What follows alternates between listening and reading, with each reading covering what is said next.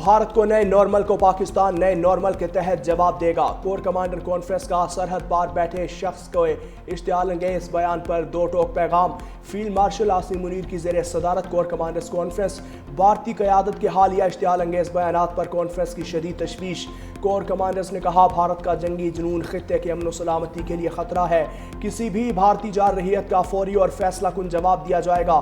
Field marshal Asim Munir نے کہا پاک فوج مکمل طور پر تیار ہے، روایتی، غیر روایتی اور ہائبرڈ خطرات کا مقابلہ کرے گی۔ فورم نے مزید کہا دہشت گردی، جرائم اور سیاسی سرپرستی کے گٹھ جوڑ کو ہر صورت ختم کیا جائے گا۔ فتنہ الخارج اور فتنہ الہندوستان جیسے بھارتی دہشت گرد نیٹ ورکس کے خلاف مکمل آپریشن ہوگا۔ مسلح افواج ہر محاذ پر دشمن کے ناپاک عزائم کو ناکام بنانے کے لیے پرعزم ہیں۔ پاک سعودی اسٹریٹجک دفاعی معاہدے کو کور کمانڈرز فورم کی مکمل حمایت حاصل ہے۔ کہا سعودی عرب سے معاہدہ مشترکہ اقدار، باہمی احترام اور خطے کے امن کی عکاسی ہے۔ کشمیری عوام کے حق خود ارادیت کی غیر متزلزل حمایت کا اعادہ، فلسطینیوں کی جدوجہد آزادی کی حمایت اور غزہ میں فوری جنگ بندی کی امید۔ لہو سے لکھ دیا ہے داستان وفا وطن کے نام۔ سیکیورٹی فورسز کا اورکزئی میں دہشت گردوں کے خلاف آپریشن۔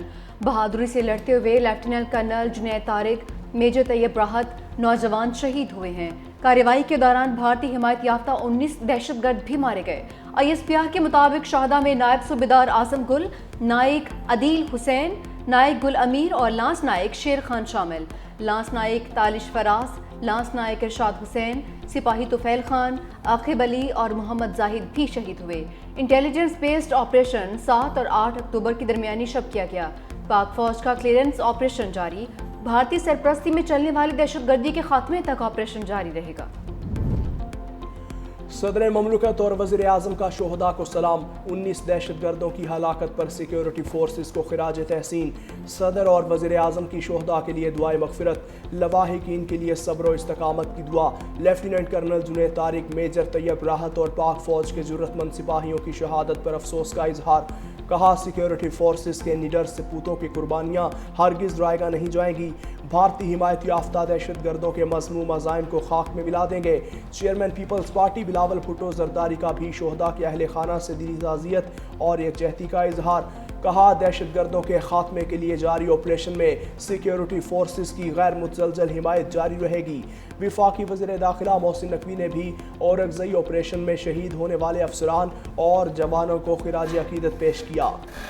سہیل آفریدی صاحب سے اب یہ تقاضا ہے اور خان صاحب کی یہ توقع ہے کہ وہ اپنے آپ کو دور رکھیں گے اور وہ بالکل واشگاف الفاظ میں کہیں گے کہ ہم وفاقی حکومت کی پالیسیوں کی حمایت نہیں کرتے۔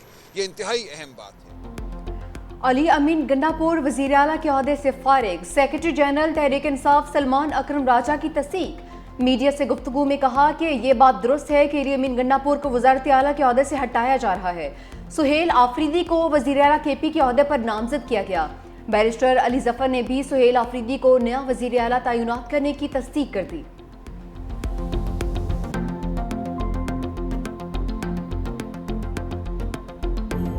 وزیر اعظم شہباز شریف اتحادیوں میں تناؤ ختم کرنے کے لیے متحرک پیپلز پارٹی اور نون لیگ میں سیز فائر کے لیے سینئر رہنماؤں کو طلب کر لیا۔ ذرائع کے مطابق وزیر اعظم کو پارلیمنٹ سے پیپلز پارٹی کے واک آؤٹ پر آگاہ کیا جائے گا۔ مسلم لیگ نون کے سینئر رہنما وزیر اعظم کو پیپلز پارٹی کے تحفظات سے آگاہ کریں گے۔ وفاقی وزیر داخلہ محسن نقوی بھی آج وزیر اعظم شہباز شریف سے ملاقات کریں گے، صدر مملکت کا پیغام پہنچائیں گے۔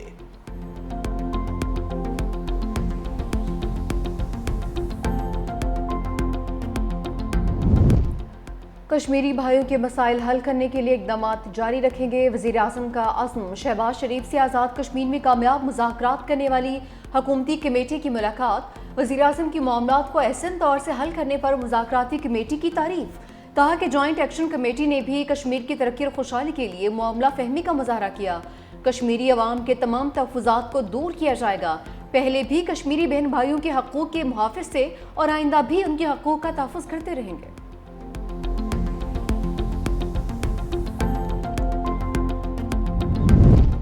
پنجاب میں بلدیاتی انتخابات دسمبر کے آخری ہفتے میں ہوں گے۔ الیکشن کمیشن نے تحریری فیصلہ جاری کر دیا۔ الیکشن کمیشن کا کل سے پنجاب بھر میں حلقہ بندیوں کا کام شروع کرنے کا حکم۔ حلقہ بندیاں 2 ماہ میں مکمل کی جائیں گی۔ پنجاب میں بلدیاتی انتخابات لوکل گورنمنٹ ایکٹ 2022 کے تحت کروائے جائیں گے۔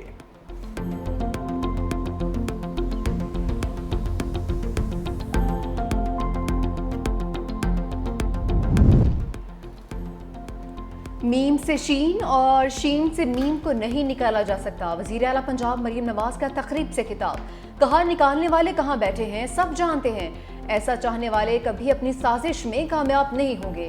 مزید بولی پنجاب میں عوام کا پیسہ عوام پر خرچ ہوتا ہے، دوسرے صوبوں سے آنے والے کہتے ہیں کاش ہمارا صوبہ بھی ایسا صاف ہوتا، پہلے کوئی سوچ نہیں سکتا تھا چھوٹے شہروں میں الیکٹرک بسیں چل سکتی ہیں، جن شہروں میں گرین بسیں آئیں وہاں شہری خوشیاں منا رہے ہیں۔ وزیر اعلیٰ پنجاب نے پاک پتن میں بھی الیکٹرو بس سروس کا افتتاح کر دیا۔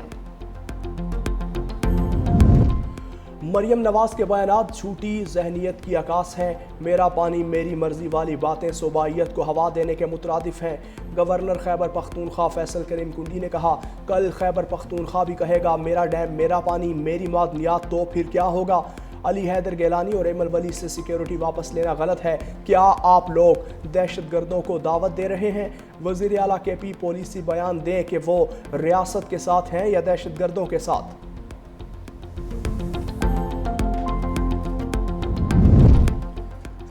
اور جب تک آئین میں ترمیم نہیں ہوتی موجودہ آئین پر ہی انحصار کرنا ہوگا۔ 26ویں آئینی ترمیم کے خلاف درخواستوں پر سماعت کے دوران آئینی بینچ کے سربراہ جسٹس امین الدین خان کے ریمارکس، وکیل حامد خان نے دلائل دیتے ہوئے کہا کہ 26ویں آئینی ترمیم سے جوڈیشل کمیشن کی فارمیشن پر اثر پڑا ہے، فیصلہ کرنا ہے 26ویں آئینی ترمیم کیا درست ہے یا نہیں۔ جسٹس جمال خان مندوخیل نے ریمارکس کیا کہ آئینی بینچ کا تصور پارلیمان نے دیا، ہم پر نہ ڈالیں۔ جسٹس مسرت ہلالی نے کہا کہ 26ویں آئینی ترمیم ٹھیک ہے یا غلط، فی الحال عدالت نے معطل نہیں کی۔ جسٹس محمد علی نے سوال اٹھایا کیا 26ویں آئینی ترمیم کے بعد مقرر کیا گیا بینچ فل کورٹ کی درخواستوں پر فیصلہ کر سکتا ہے؟ جسٹس عائشہ ملک نے کہا میرا سوال ہے 26ویں آئینی ترمیم میں فل کورٹ کو کہاں روکا جا رہا ہے؟ آئینی بینچ نے مزید سماعت کل 11:30 بجے تک کے لیے ملتوی کر دی ہے۔ ایکواڈور کے صدر نوبوا پر قاتلانہ حملہ، 500 سے زائد مظاہرین کا صدر کی گاڑی پر گھیراؤ کے بعد پتھراؤ، فائرنگ بھی کی گئی۔ غیر ملکی میڈیا کے مطابق حملے میں ایکواڈور کے صدر محفوظ رہے، پولیس نے قاتلانہ حملے میں ملوث 5 ملزمان کو حراست میں لے لیا۔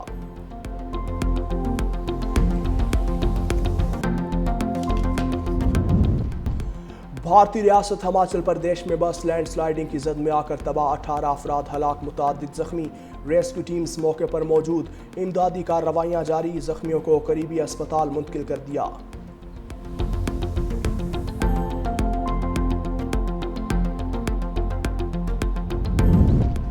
جاپان کے شہر نوماتا میں جنگلی ریچھ سپر مارکیٹ میں گھس آیا، ریچھ کے حملے میں 2 بزرگ شہری زخمی، ریچھ نے سٹور کے شیشے توڑ دیے، پھلوں کے سیکشن میں موجود چیزوں کو بھی نقصان پہنچایا، قریبی علاقے سے ایک شخص کی لاش بھی برآمد ہوئی ہے۔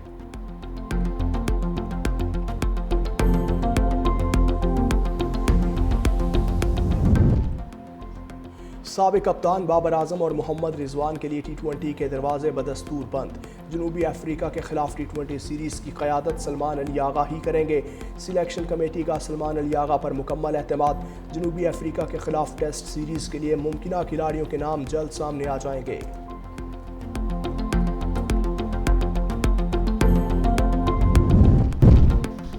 اور جنوبی افریقہ کے خلاف ٹیسٹ سیریز کے لیے قومی ٹیم مینجمنٹ کا اعلان، Azhar Mahmood head coach, Naveed Akram Cheema team manager مقرر، Imran Farhat batting coach, Abdur Rahman spin bowling coach, جبکہ عبدالمجید فیلڈنگ کوچ کی ذمہ داریاں نبھائیں گے۔